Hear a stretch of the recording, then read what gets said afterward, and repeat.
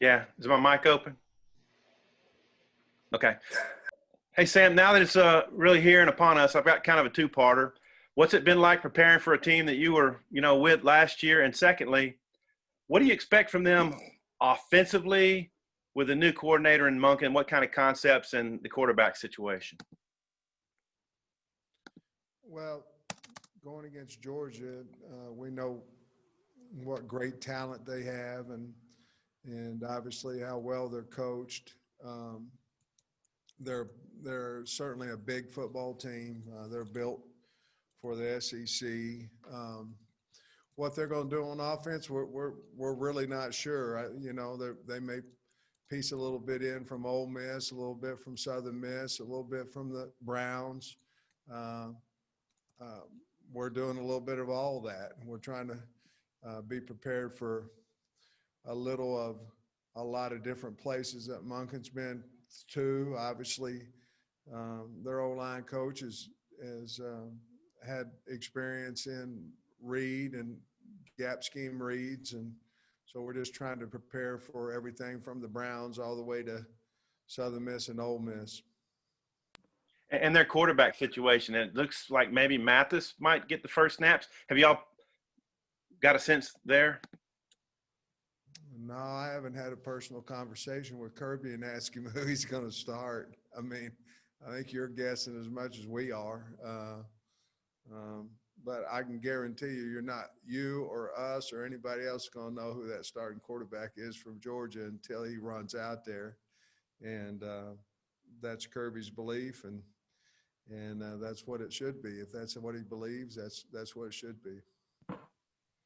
Nate? Sam, is there a contrast in styles in the two quarterbacks as far as how your defense prepares? Absolutely. I mean, with JT Daniels, I mean, you go back and watch the Fresno State game from last season. I mean, he's just throwing darts and can throw at any angle. He's a shortstop. He's a right fielder. He can do anything he wants with football. And of course, DeJuan. I was there at Georgia with DeJuan, and we know what kind of arm he has. But he would be maybe a little bit more of a dual threat, because he certainly can run. He can actually fly. He's really fast. And to be honest with you, guys, I'm really excited. If he plays against us, I'm excited. I'm excited for him because he had surgery that might not allow him to play, and he's come a long way. And certainly we're not wanting to play against him because he's such a talented young man, but I'm certainly thrilled that he has been cleared and is ready to get his football career back on course. Wonderful kid. Scotty? Hey, Coach, looking through the depth chart for this week, I see a couple of young guys, Miles Slusher and Kari Johnson. They're in your two deep. Just what did they show you in camp for you to put them there? Well, Slusher has been a mature, athletic guy ever since he walked in the door, and really, really excited about his future here. He's a physical player, very knowledgeable, well coached out of high school, and he got speed. So those things certainly is why he's in our two deep. And who else did you say? I believe it was Kari Johnson. Yeah, Kari, very talented, good man coverage corner. Again, in order to get on the field early as a freshman, you have to be mature, you have to be smart, you have to understand schematics, the game. And again, he was well coached in high school too. But both of them are very mature for their age. Nikki?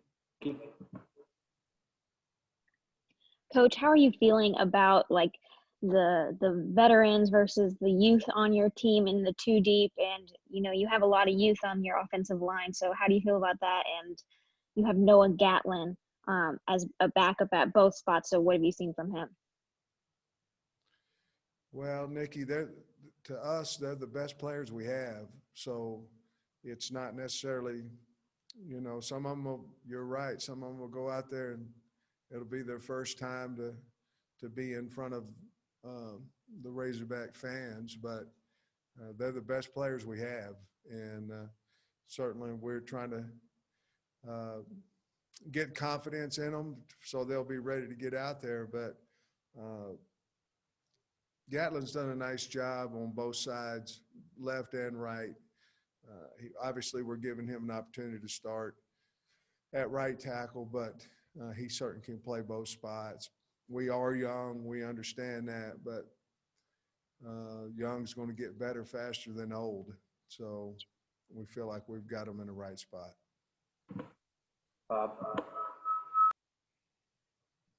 Sam, I know the game's, played on the field, not in some Las Vegas sports book, but you guys are 24-point underdogs. And I don't know if you watched Kirby's deal today, but I wrote this down. Somebody asked him, the schedule really picks up after this game with tough SEC opponents. And then they were asking about important to set the tone for more difficult games down the road. I don't know, is that, what do you think when you hear that and being such a big underdog? Is that something you use to motivate your team? Well, it's the first game, new coach, new players. We shouldn't need anything extra to motivate us. Kirby Smart, I promise you, is preparing for us as hard as he would Alabama. That's his makeup. Very, very outstanding coach, and he'll have his team prepared to the max, regardless of what the point spread line is. But if we need motivation, it won't come from anybody's comments. It'll come from inside. Dudley. Coach, obviously it's been a strange situation with the pandemic, but you've been able to get such a good recruiting class going, even without a lot of these guys having been able to, get on campus. What's been the keys for your staff doing that, and how do you keep it going, and what can you do during the fall and when they're not able to come to campus and at least interact with y'all? Dudley, I think it's just continue to do what we're doing. Obviously we can't do anything person to person until at least January. I think I'm very fortunate to hire a good group of recruiters, and recruiting is constant interaction. And I think our guys do a really good job with that. And I think they're believable because they are just who they are. It's not a fake persona of who you may be one time and somebody else the next. And I think kids and families have enjoyed that part of our coaching staff. We still have a few more to go, so that we're really concentrating on that and continuing to try to get the 2022 kids. Carlos. Coach Carlos Chica with Azteca America. It's a first year here as a coach. Two things. How nervous are you about the first game, and how worried about the first game? Well, I'd be lying to you if I didn't say I was nervous. I think, but I'm nervous. I was nervous when I was an O-line coach too. Nervousness comes from just making sure that you're prepared in every way you possibly can be. And a guy that's probably not nervous probably won't be quite as prepared as he needs to be. It being against Georgia, never in my wildest dreams when I took the job that I think that Georgia would be the first opponent, but it is. And, I want to say this, that I'm very, very thankful and grateful to have had the opportunity to coach at Georgia and to coach under Kirby Smart. I learned a lot, and he was very, very good to me. When I was a kid, I graduated in 1980, and that's the year that Georgia won the national championship, and there was always something there about Georgia. And then when Kirby gave me the opportunity to go there, and coached there for 4 years. It was an incredible experience for me. And without that, I wouldn't be the head coach here at Arkansas, nor Mel Tucker at Michigan State. So forever grateful for that. However, am I nervous? Yes. And why? Because they're really good. I mean, they're an outstanding football team, and they're big, and they run to the football, and they'll knock you off the ball. And on both sides of the line of scrimmage, they're probably as good as any team that will play this year. And so it's going to be a physical football game, and you're always concerned when you know it's going to be a smash mouth game. Are you ready for that yet? And certainly we'll find out. Touch. Yeah, Coach, you had mentioned a couple of weeks ago, I think it was, that Blaine Toll was really rising up the depth chart quickly, and you've got him listed with an or with Hudson. Do you think it really helped him focusing in on the one position instead of switching back and forth between sides of the ball? And what kind of does he bring to the table versus a Hudson Henry? Well, I think it helped him. Our plan, we had him at tight end, and then we didn't get the numbers that we thought we would over on defense, so we moved him over where we originally recruited him at. And then we found out that we probably need a little more depth in the tight end room. So we moved him back. He's been there now for I don't know how long, quite a while, and he's doing well. I think we have got the game plan where he'll know what to do. Because he does have a lot of speed. He's probably a little bit faster than Hudson would be, but Hudson's really had a good couple of weeks, so I'm feeling better and better about that tight end room. Hey, Biddy.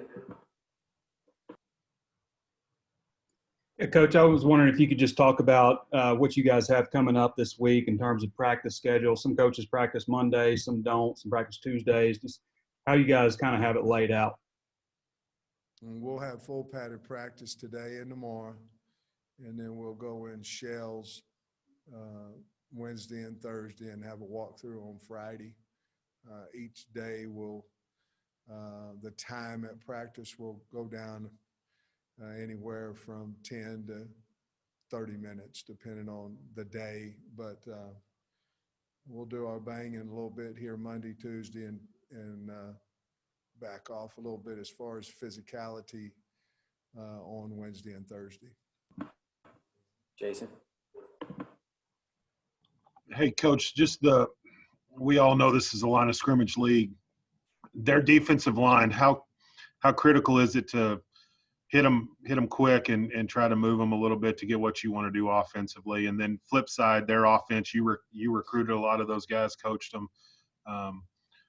What do you know about their line and what you need to do defensively? Now, their D-line starts with Jordan Davis. I mean, he is a big, athletic, great guy, by the way, but just a big, athletic guy that hard to move, But their D-line with Devontae White, Malik Herring, and Travion Walker, and Aziz Ojulari, they're really good. They're really big, so we're going to have our hands full. We're going to try to find ways to double team them. We're going to have to, and then we're going to have to at least get a stalemate on some one-on-one blocking situations, and hopefully we can move them a little bit, and hopefully we can tire them out. They've got a lot of guys that can move in and out of there, so very, very, very talented, well-coached defensive line. On the O-line, even though they lost several starters, they have a lot of guys that's played a lot of ball there, starting in the middle with Trey Hill, probably as good a center as there is in the country.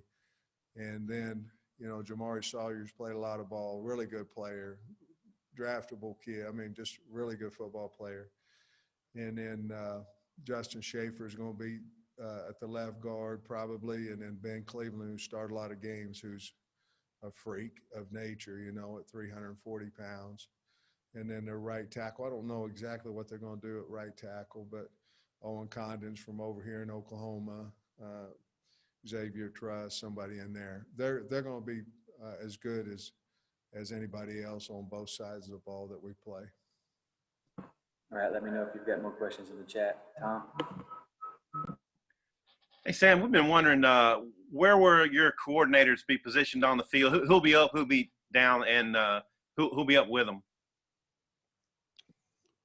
Well, used to, on the headsets, you'd have 3 or 4 guys on the headsets. Well, now it's like 15, so I don't know who all is going to be up with them, but Barry will be up and Kendall will be down. The rest of the coaches, I didn't bring that. We'll have plenty on the headsets. I know that. Jordan Black. Hey, Coach, I know you talked about maybe nerves come Saturday, but what will the emotions be like just taking the field as head coach for the first time in this league? And maybe do you have any game day rituals that you kind of want to put in place here, something that you've always said, I want to do this when I'm a head coach? No, I really don't know what the emotions will be, I'm really looking forward to running out there with the football team. I know that because we've got a lot of work still yet to do, but by Saturday, I feel like we'll be ready to go out there and play hard and see what happens. But I really don't know how it'll be. My family will be here, it'll be kind of a neat deal. I'm the head coach at Arkansas. It'll be a heck of a day.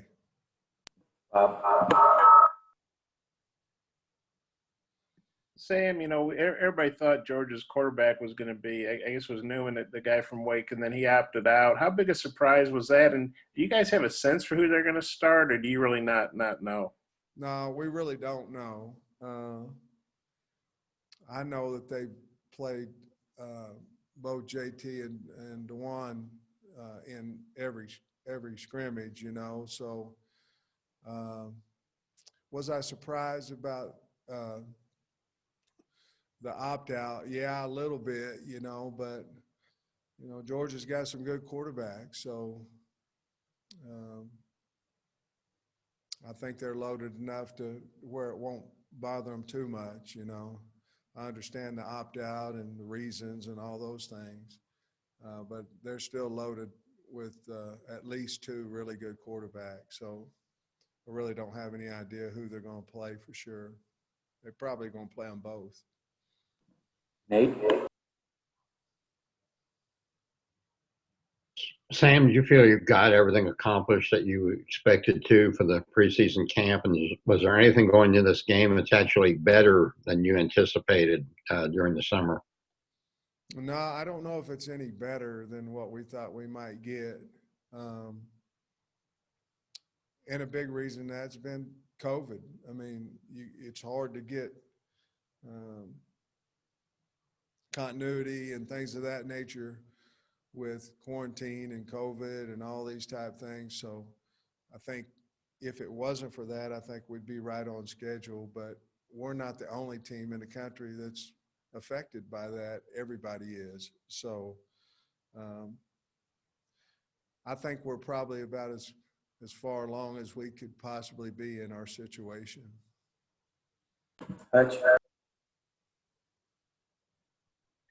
Yeah, Coach, you've already talked a little bit about their D-line, but Georgia's defense as a whole, I think I saw one metric that had them as the top defense in the country. What are your overall thoughts on the defense, and are there any weaknesses? My thought would be that whoever said they were, they're correct. They run, Monty Rice, their linebacker, they have a lot of really great players, but Richard LeCount runs that defense along with Monty Rice, and Eric Stokes is such a great cover corner, and they're just really, really talented. But the thing that they do as good as anybody in the country is they run the football, and then when they get there, they're going to let you know they're there. So we're going to have to outstrain them. We're going to have to try to be physical. We're going to have to do all these things that they're going to do because they're going to try to come in here and intimidate us. It's what they're going to try to do. And I know that because I've coached there for the last 4 years. Jason.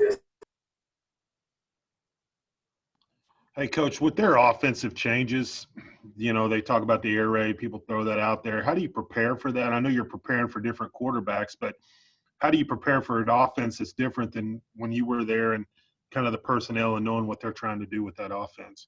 Well, the great thing that we have is we have our own offense. So, that will help us prepare a little bit closer than if we were just a totally 12 personnel team and go downhill and hit you in the mouth. So I think that part of it has helped us prepare a little bit. And then certainly we have different segments of scout work right now that we're trying to prepare for the different schematics and the different quarterbacks that we may see. Therefore, you won't get as much reps. You won't get as many reps against what they're certainly going to do than you would to prepare for everything. And so that's always the thought behind not naming your quarterback, not, all those things. One is you probably don't know who it's going to be yet. And two, the opponent has to prepare for 2 or 3 like we're doing for Georgia right now. Harry? Yes. What's your well, with playing quarterbacks, do you plan on playing both quarterbacks, the starter and the backup, just to make sure they get a little experience, or is it just going with one, or does it just depend on how the game goes? Well, we're just trying to win the football game. So if Felipe goes out there and he's playing well and all those things, and we continue to play well, then we may have a package for this guy, a package for that guy, things of that nature. But again, there's a reason the guy's a starting quarterback, and that's the guy that you want out there. So we don't really have any, hey, we're going to play this guy at this time or that guy at this time. We're trying to play our best quarterback and try to win the football game. Hey, Biddy. Yeah, Coach, how long exactly have you known that Felipe was going to be your starting quarterback? Was there a moment, or how did that come about for you? I don't know. He's been running with the ones basically ever since he got here. So, we don't get up in front of our team and announce who the starting quarterback is, because we don't announce who the starting center is. So he's been running with the ones. So I think been a while, Trey. Been quite a while that we think he's going to be the guy that takes us out there and gives us the best chance to win. Couple more, Bob.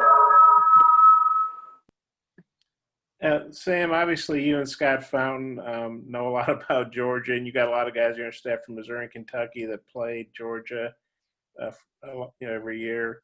How much does that help your prep, for this game? Well, I think it would help us a little bit more on offense, understanding what they're trying to do on defense, simply because Kirby and Dan Lanning have been there. They were there last year. So we would anticipate, because they had so much success, that they just do what they've been doing. On offense, it'd be a little harder because it's a new coordinator. On special teams would be the same because it's a new special teams coordinator. We obviously know their talent, and we've talked a lot about how good their talent is. But it'd be a little bit easier to at least know where they're lined up on defense. Now, blocking them and running by them will be the problem that we would have. Last one, Jason.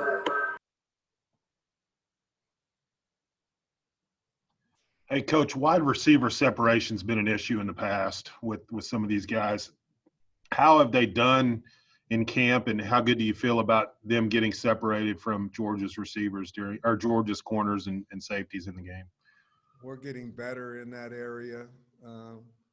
Separation comes with speed, and I think we're a little faster football team than we were, but certainly anybody who presses you, that's the number one thing. Can we get away from this guy? Can we get off of him? We'll see, but I think we've done a lot better the last couple of weeks of getting separation on one-on-ones than we were before. So we'll have to wait and see. I know Stokes and Lewis Seen are really good corners and are great cover corners. So we're going to be going against some of the best. So we'll see how it works out. Thanks, Coach.